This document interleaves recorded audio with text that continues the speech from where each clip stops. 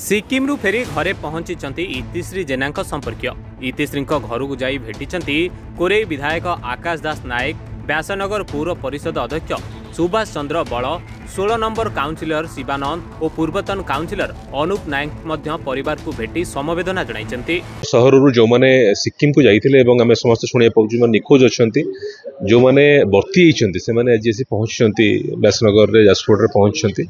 मु सेमानकु देखियाकु आस्थिली एवं सेठारे मध्य उद्धार कार्य पई समस्ते प्रिपेयर ही अछन्ति, किंतु दुर्भाग्यवशत बहुत जोर रे वर्षा हेतु तिस्ता नदी रे बहुत जोर बन्या आसीछि एवं बन्या फल उद्धार कार्य बाधाप्राप्त होइछि।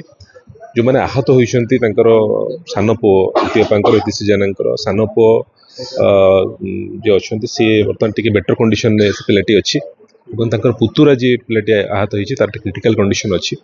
आम सरकार सिक्किम सरकार सहित निरंतर भाव में जोगाजोग अच्छी, ता सहित ट्रांसपोर्ट डिपार्टमेंट रो 2 जन ऑफिसर को पठाई जो मैंने रही निरंतर भाव में जोगाजोग कर मो सहित जोगाजोग अच्छी।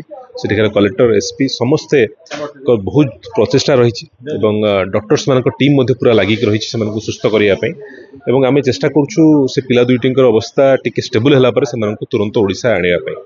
कोरेरू Sunil Ojha report, reporters today.